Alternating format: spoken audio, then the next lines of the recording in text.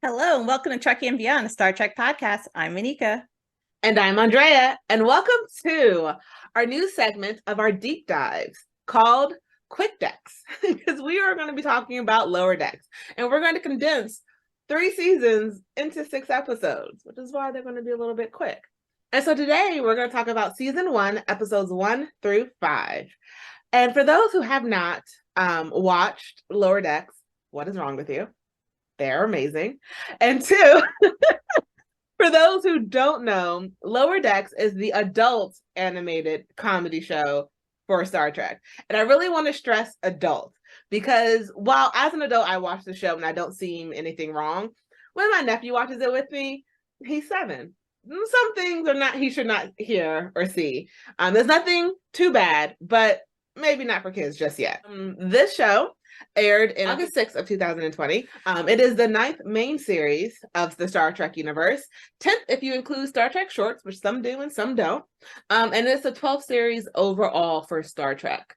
And then this one has a unique perspective of just sort of focusing mainly on the people who are in the lower deck.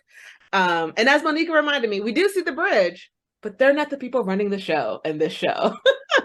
In Lower Decks, we follow four main characters. There are a lot of other people introduced, and then we see a lot of people all the time. But there's 4 people's stories that we are following and their journey throughout Star Trek, as starting at the bottom and working their way up. And we have Ensign Beckett Mariner, Brad Boimler, Tendi, because I cannot say her first name, and Sam Rutherford. And they are 4 very vastly different crew members who happen to be friends. And it's very much sort of a odd couple pairing with these 4 groups. And we have 2 red shirts, one yellow shirt, and 1 blue shirt. And then the other 4 people who we also see a lot recurring throughout here are the bridge crew. And the funny thing is, there's 2 red shirts, 1 yellow shirt, and 1 blue shirt. And so we have Captain Freeman, Commander Ransom, Lieutenant Shax, and Dr. Ta'ana.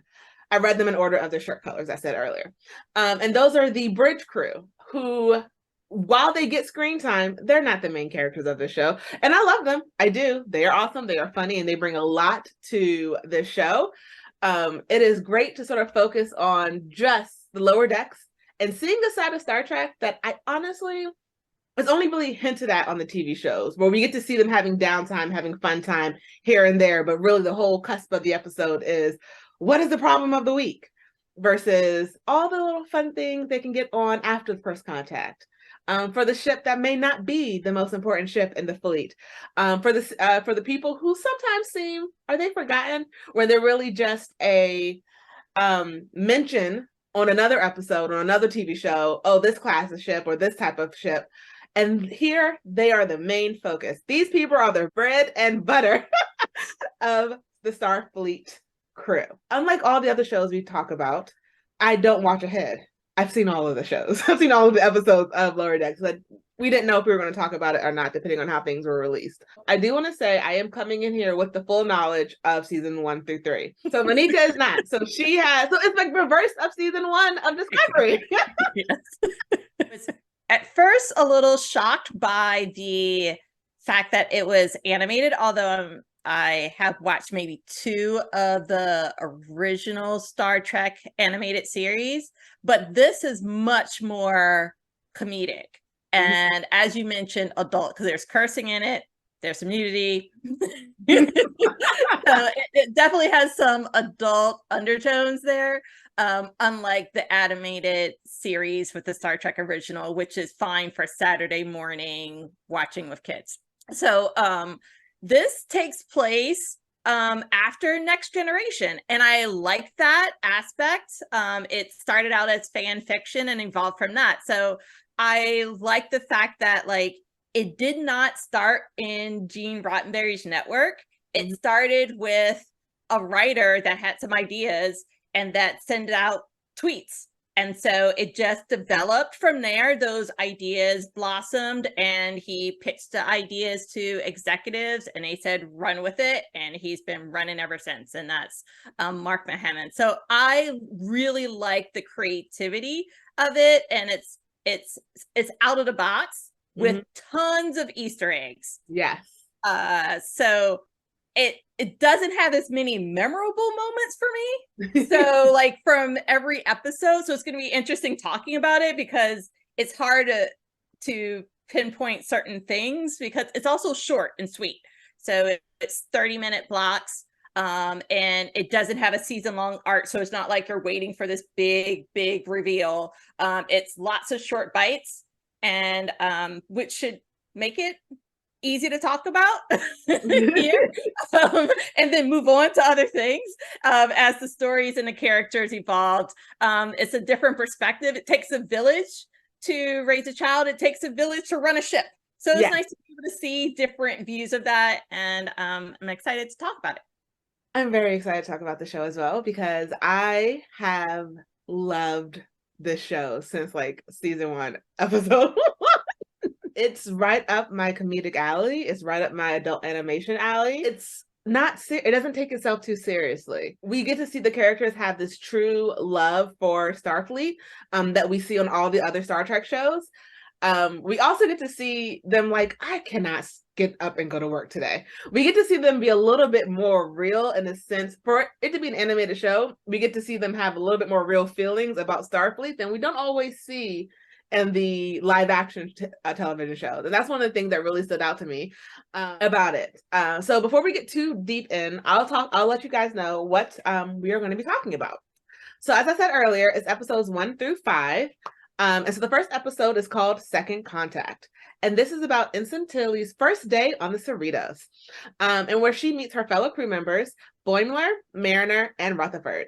And then we have on the second episode, which is Envoys, and it is when a high-profile mission goes awry. Boimler is sort of trying to find himself as he's trying to go on the mission, and Mariner sort of just does what she does best and derails it and takes it on for herself and tries to help him relax a little bit as they try to take a Klingon gentleman to a peace talk. And then we have episode 3, Temporal Edict. And there is a new work protocol sort of forced onto the ship because Boimler does what Boimler does best and let something slip to the bridge crew that he should not have. And how all of the crew is sort of running themselves ragged, trying to keep to this tight schedule, and how Ensign Mariner and Captain Ransom sort of hate each other. They have a really odd couple relationship. And they are trying to figure out how to work together as they are at an away mission. And then we have episode 4, which is Mosey's Vessel. And as Captain Freeman seeks an ultimate payback against Mariner. Secrets are coming about that. As she blatantly disrespects herself and the other crew members as they are doing a sort of a mission with another Starfleet ship to move a generational ship out of a danger zone and away to a place where it can be safe. We'll talk about that in a little bit more.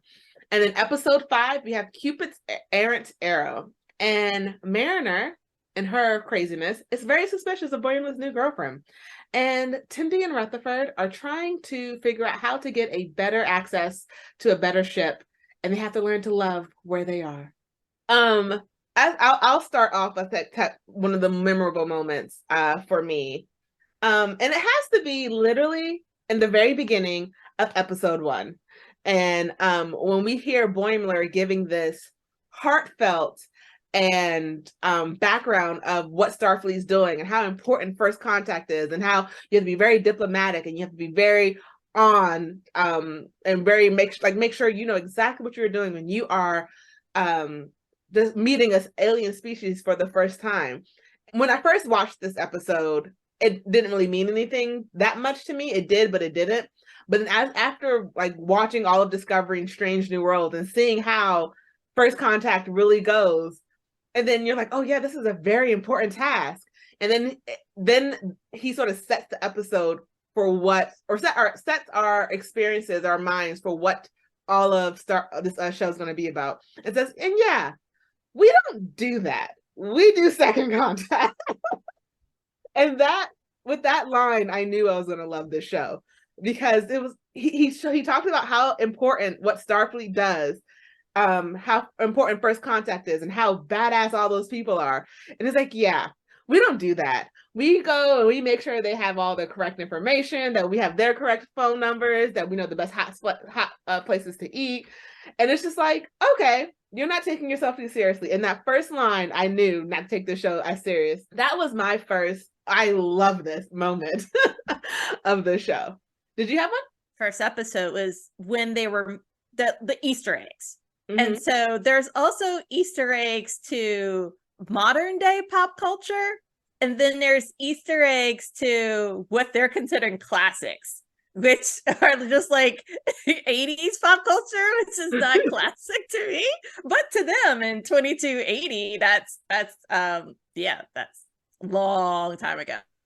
And that's when they mentioned the monkeys, and it was a quick reference, just like a lot of segments of Lower Deck. There's just quick wit. So you have to be on it, listening carefully, not like, I don't know, cleaning the house while I'm trying to watch it and take this all in. That I really like the uniforms, how they made like a different version of that.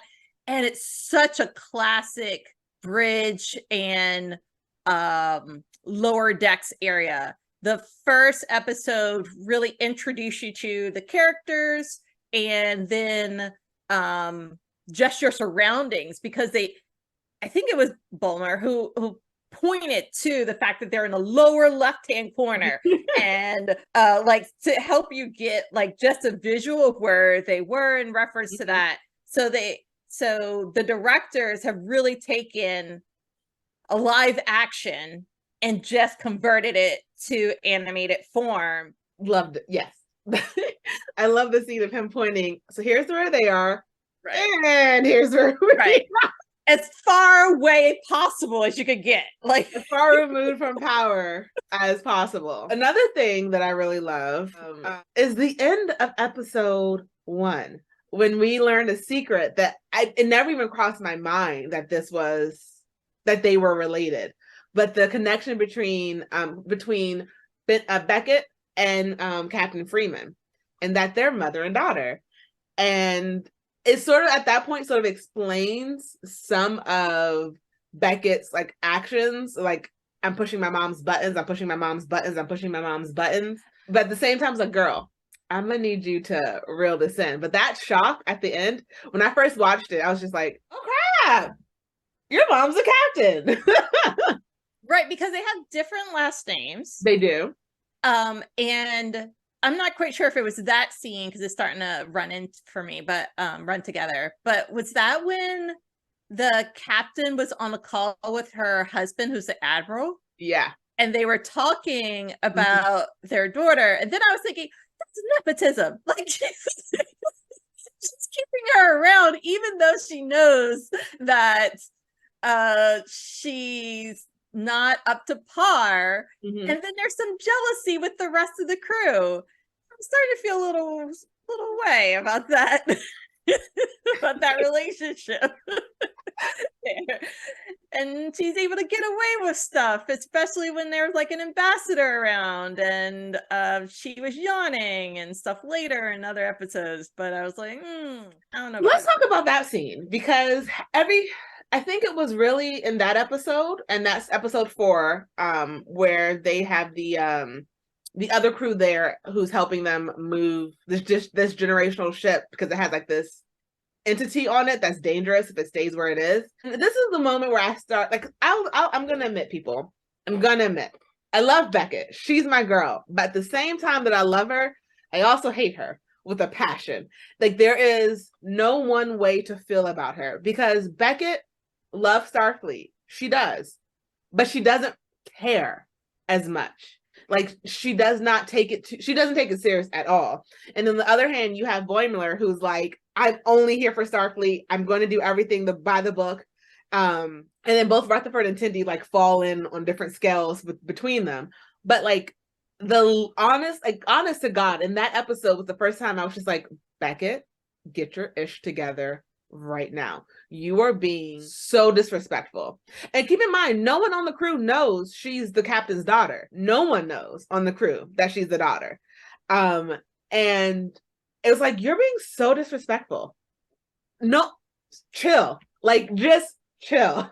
Like, you can't, even though you don't care, other people might. Hold it together, stop yawning. That episode, I was just like, okay, Becca, this is the first time I was just like, I don't like you. Yeah, I wondered though if the number one, if Ransom knows. No. Because He doesn't. I just want, and I haven't, Yeah, I know. we already talked about this. I haven't seen it, but he was mentioning like, why don't you give her the brunt task? Why don't you give her like those evil tasks to let her go? It seemed like he was pushing it a little bit to test the waters. Like, why is she still here then if she's not stepping up her game? And I think that it was a just question. He's also seems like a little manipulator, Ransom. So it'd be interesting to see how he all unfolds. Also, keep in mind, everyone, I'm new, so I'm getting all the names. I'm trying to remember all the names. So yeah, Freeman's the captain, and then Rutherford is the cyborg, right? Yeah. And he may have a crush. I'm starting to feel like maybe he has a crush on Tendi, and maybe Tendi likes him. I don't know. It could be just friendship, but I'm starting to feel a little vibes. Maybe also because I like love stories, so maybe I'm projecting.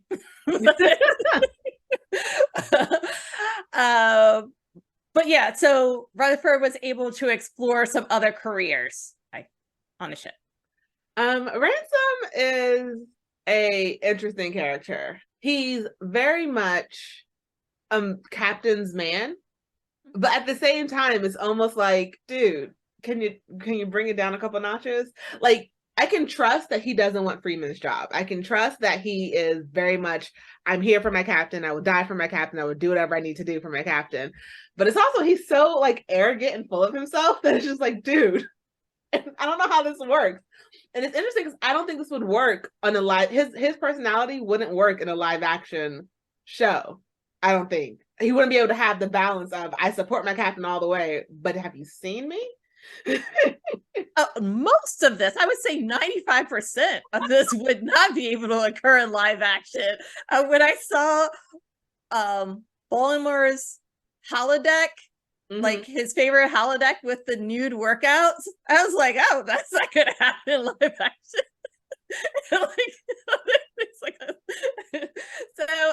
They're able to do things in this animated world that would be much harder to do and probably very expensive to do as well in live action.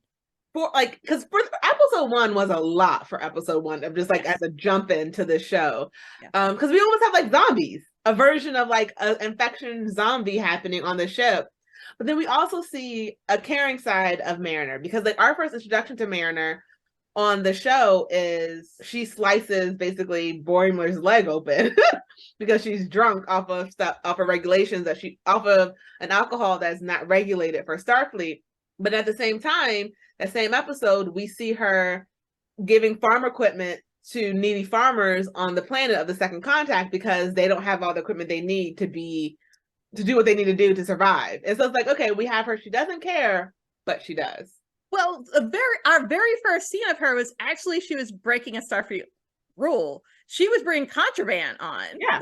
She was bringing stolen equipment. And at that point, I was like, oh, well, this is interesting. Like our introduction to at least this character, she's violating rules. And normally Starfleet is all about rules. So it's like, okay, we got complete opposites here in this friendship. Social They're the odd couple. Like they don't seem like they should work, but they do. And we also see that Mariner, for all her talk, can back up her words with actions. Because even though these episodes are not really all connected, their growth throughout it sort of is. And we see that Boimler is forced to realize strict and by the book isn't always going to get the mission completed, especially on these shows. And Mariner, while going off the book, understands she's doing the things that Starfleet sometimes misses. So the people on the planet for the Second Contact, they didn't have what they needed. And so she broke the rules to give people what they needed, because she knew they were going to fall between the cracks of Starfleet and being in the Federation. And this boy was like, we're not supposed to do that. And she's like, well, I was here on First Contact. I've been on 5 different ships. I've been on multiple planets. What have you been on? And he's like, 5. She's like, 5 if you count Vulcan. And she's like, I don't count Vulcan. That's like counting Earth. And he's like, I did. So She doesn't know how to coast. She's that's just not in her nature. I don't think. And she's always direct and to the point. It must have been tough for her to grow up admiral's child and a captain's child. So she's been in Starfleet. She knows the rules. She's not like a Wesley Crusher. She's a whole different character. And I just wish that she showed more respect for the position that she's in, and then also for her mother that had worked so hard to get into that position, because she also undermined the captain, who is also her mother. And so that's, even if other people don't know that, she should know that and should want the best for her mom. So that's a little sketchy for me. Before we get started, I do want to say a little bit of a continuity things that have happened in these episodes that sort of either tie back to the original the live action Star Trek franchise. But an interesting thing is from episode 2, Envoys. This was the first episode in the entire franchise in which a member of Starfleet wore all 3 shirts in one episode. And this is according to other people's research, not mine. But Ensign Rutherford, he wore, he started off in a yellow shirt, then moved to a red shirt, and then moved to a yellow shirt again. Moved to a blue shirt, then a yellow shirt, back again, because he was trying to be a good friend and move careers so he could watch something with Tendi. And he went to command, he went to engineering, he went to medical before he went to command, he went to security, he went to medical before going back to engineering, because that's where he belongs. I'm surprised that a member of the crew would be able to experiment. And it's one of the things about this show, it's hard to tell time lapse. Right. So I can't really tell if this happened over a few weeks, few days, for few months, whatever. But most of the time you experiment in the academy, not necessarily on the ship. So I was like, yeah, okay, yeah. So this is one of those times in which I was like, they can do something on lower deck here that you would not do in other parts of the canon. Yes.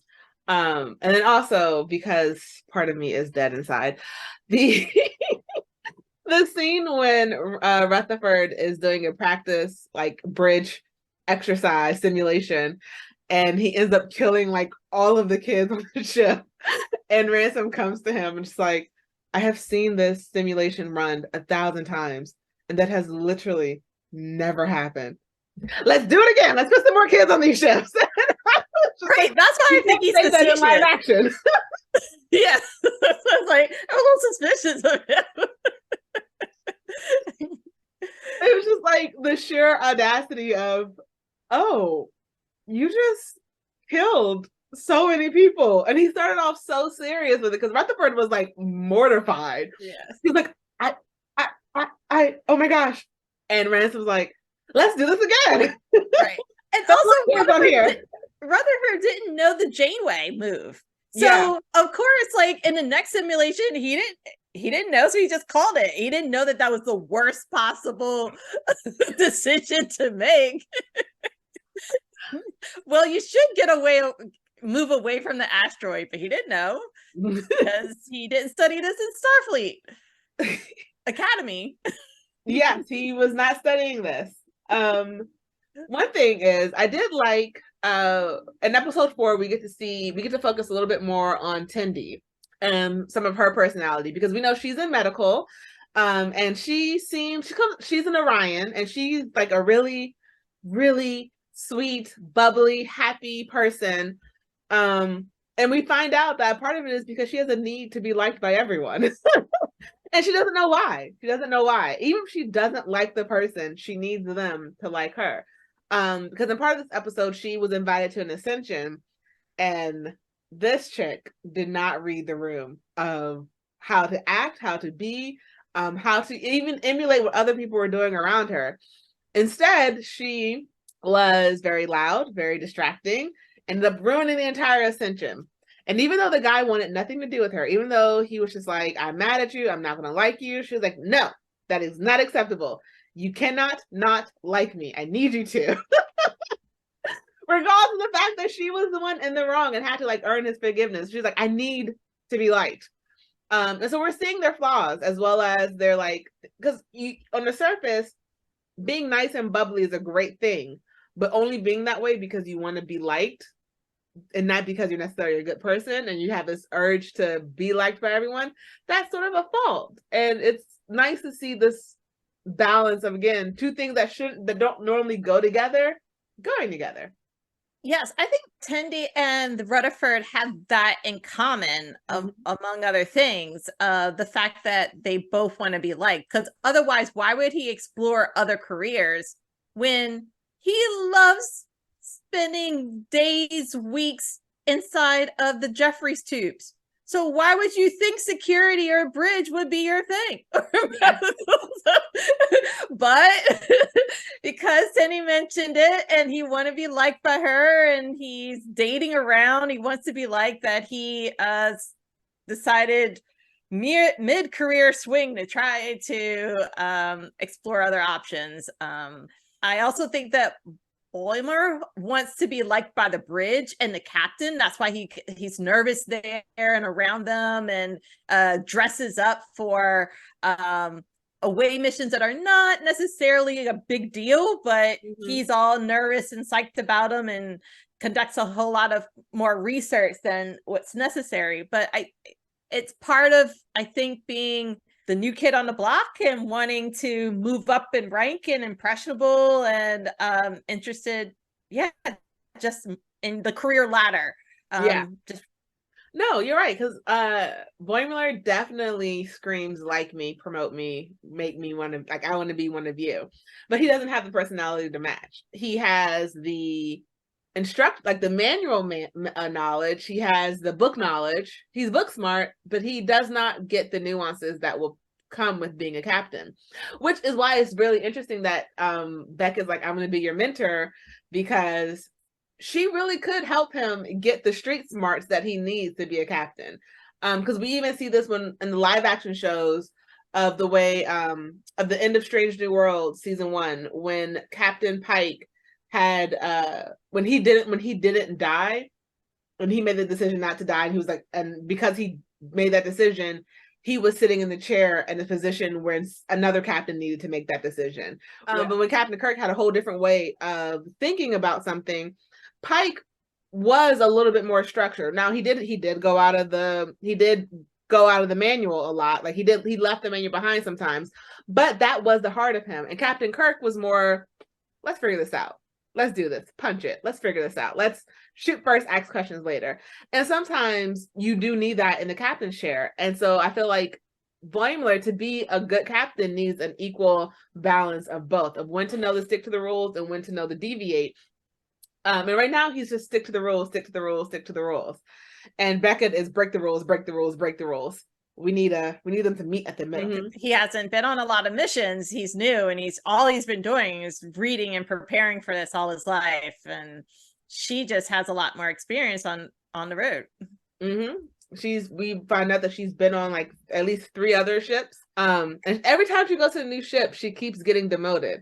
She's doing this on purpose. She's getting demoted on purpose, because when Ransom suggested promoting her, that was when she was dying on the inside. She made everything else fun when she was an ensign. She was out of all the horrible chores, she was making games out of it, having fun, rallying the team. But the moment she was given actual power and a position, she was floundering. She hated it. She was dying on the inside, because she's one of the people who's like, I don't want to be in charge. I want to be able to be one of the people, not one of the few. I want to be one of the many.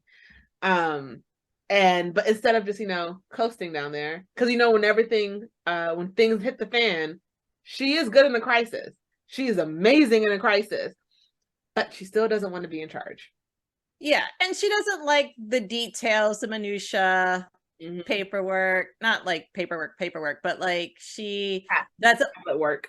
Yeah. She doesn't want meetings to talk about like small things. She's more action oriented, tactile.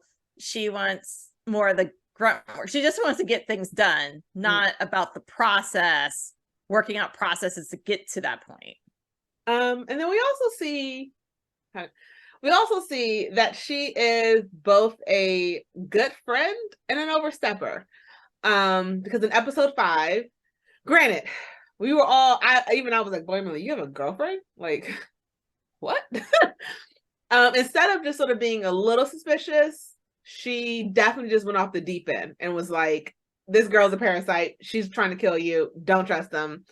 Because I will say this, I love that their friendship is purely platonic, because I love platonic friendships like that, where it's like, you're my platonic soulmate. Like, I love you, but I don't want to be in love with you. I just want like our friendship. And in this one, she went into crazy like X territory in episode 5.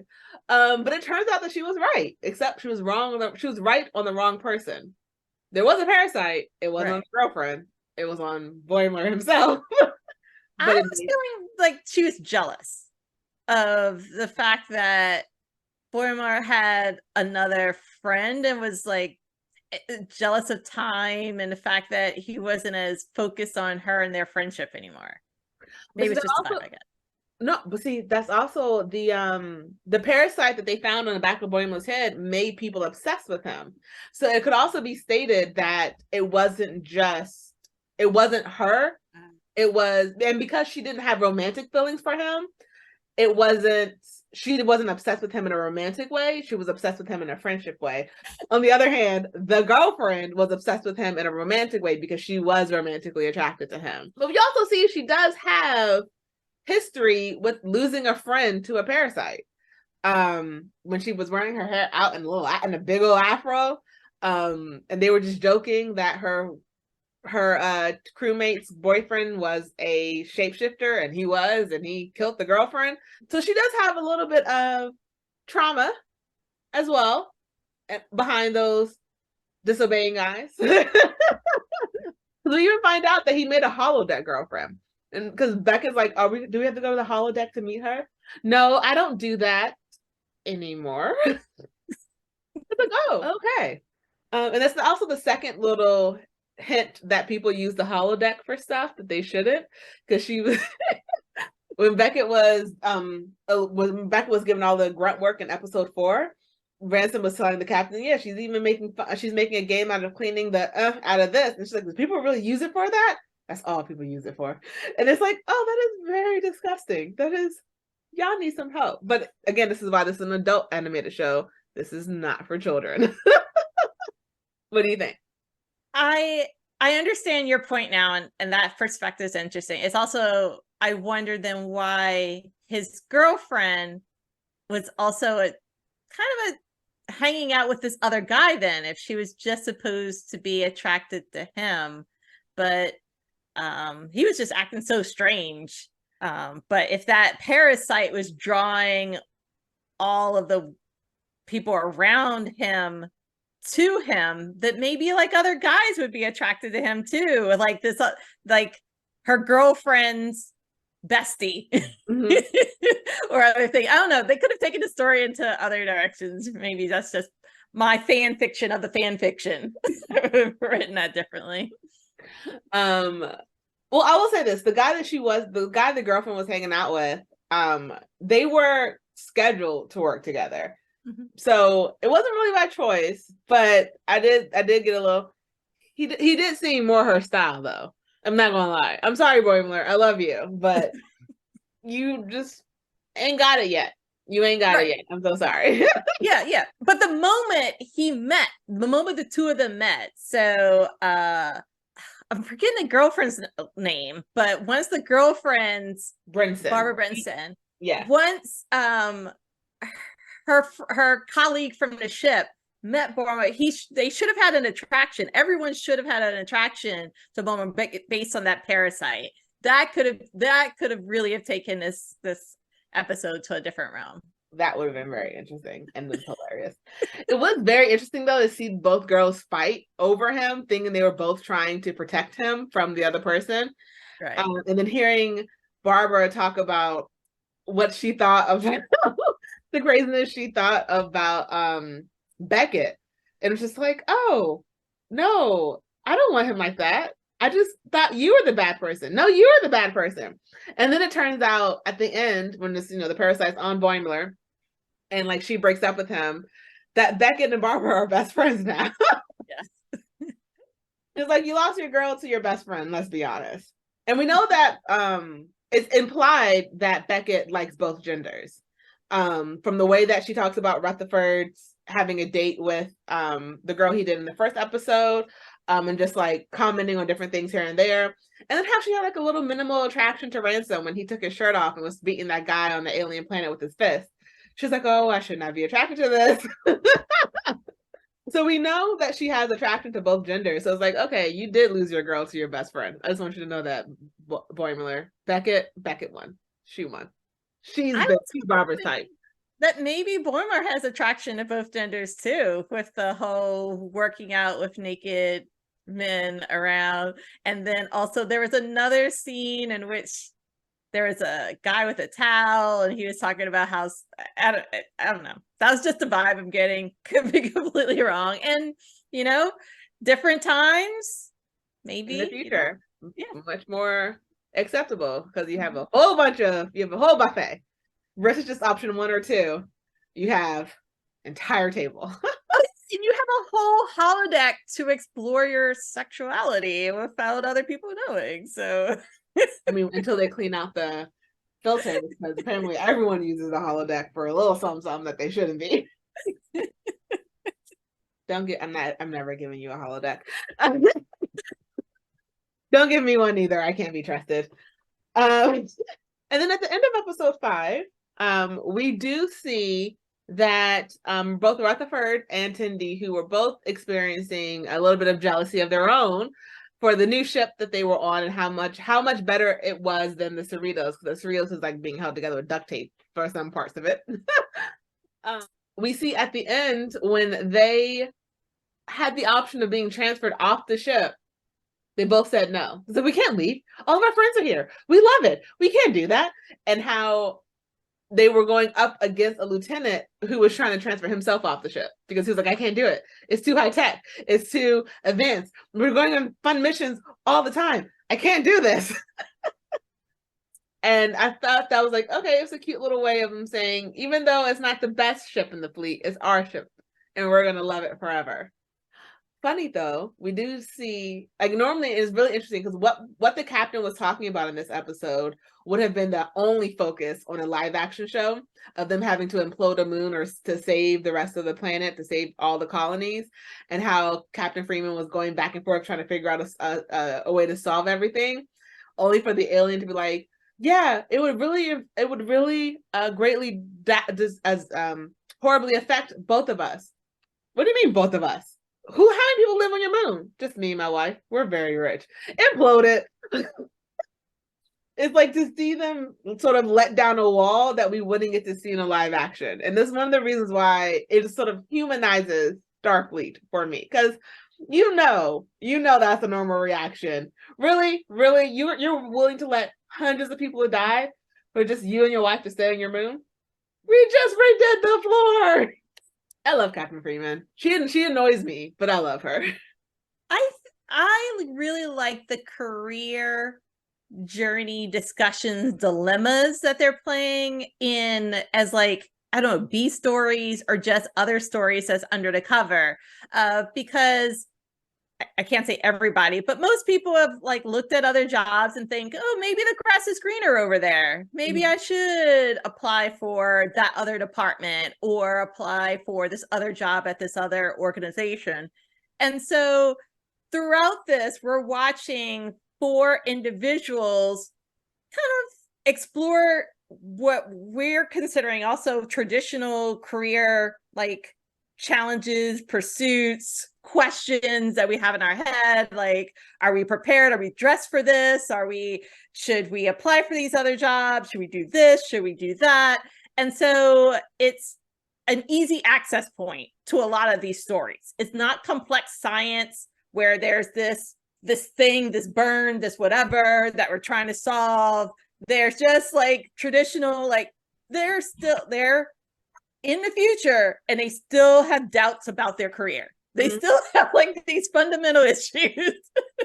They still have human issues. Highly professional adults are still questioning how they raise their child. Like just these fundamental core issues persist no matter what. And it's just fun seeing it in other eyes. It is. It's really interesting because it really does feel more relatable almost than any of the live action ones. Because like you said, for the science and the burn and the math talks and how we're going to create a new language to talk to a new alien race and how we're going to do all of this. And sometimes it's just like, look, I don't like your girlfriend. It's like, it's a little bit more, I can relate to these characters and their problems, even though they're in the future and they're scientific.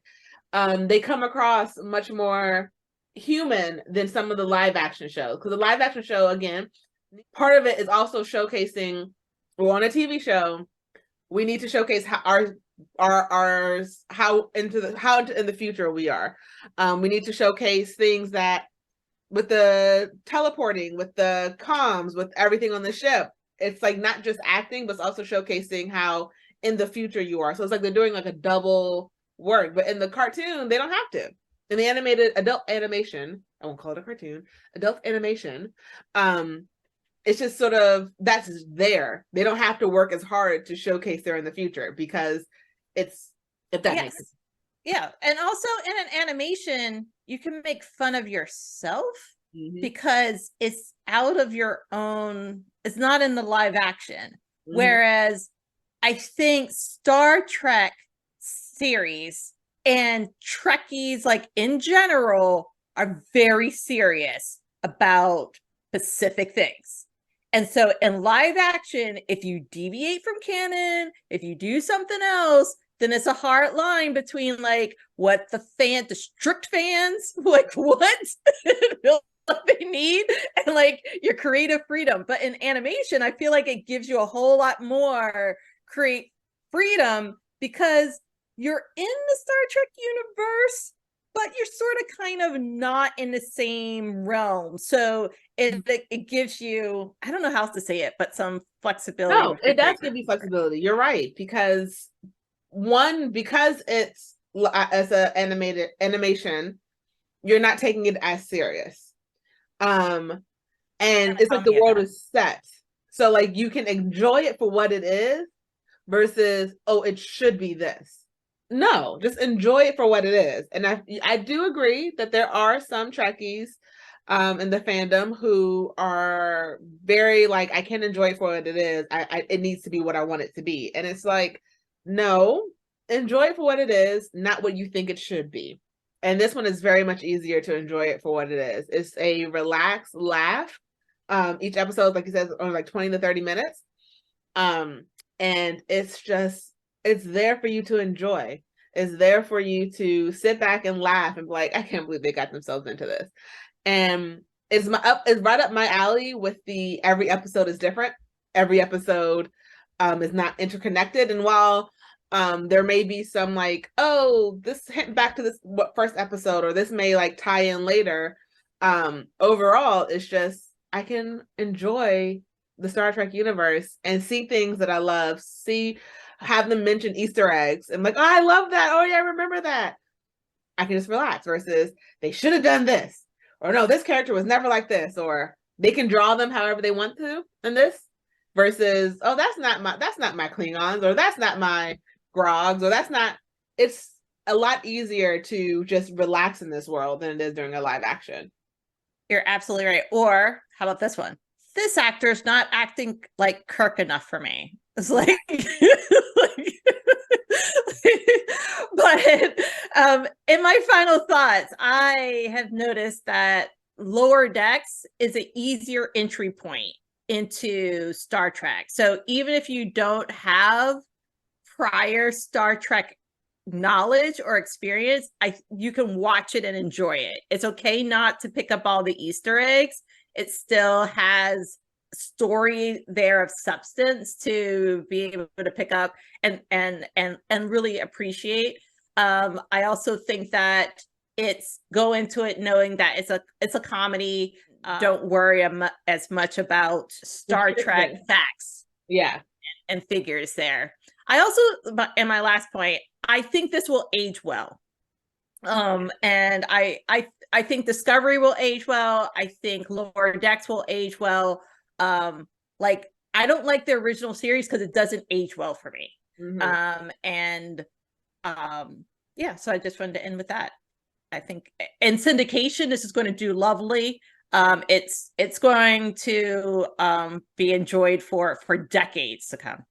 I definitely have to agree. This is going to I agree with I think everything you just said. This is a great entry point into Star Trek for new watchers. It's a great way to sort of get an overview of everything without having to figure out, where do I start? Do I start with the shows that started before you were born?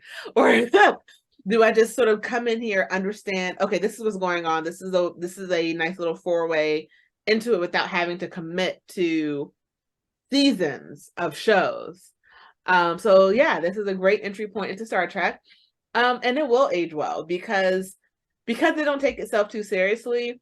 The jokes are a lot more fun. The jokes are not as the jokes and the storylines are a lot more lax. And I think it will age well. And you're right, in syndication, because we have two more seasons, 4 and 5 already greenlit to come. I'm excited to see how far Lower Decks can go. I can't say where I think it's going to go because, again, I know all the way up to season 3 and you're going to love it. And I mean that. But where do you think Lower Decks is going to go? I think this is open-ended because it's not based on season arcs. So it's, every show can be different, and it can jump around in time. It can jump around in space much easily. It's, I think, easier to manipulate budget. It's easier probably on the actors because, especially with the pandemic and everything, because they can record in a studio. And probably whoever's working on the animation can telework. I think the sky's the limit in this type of format. I think it makes it easier in this era that we're in. So it's all up to Mike McMahon. Guys, thank you for listening to our first quick dive of Lower Decks. We do have 5 more episodes to go, and we will be continuing doing five episodes at a time. So again, thank you guys for listening. As always, I am Andrea. And I'm Anika. And live long and prosper. prosper.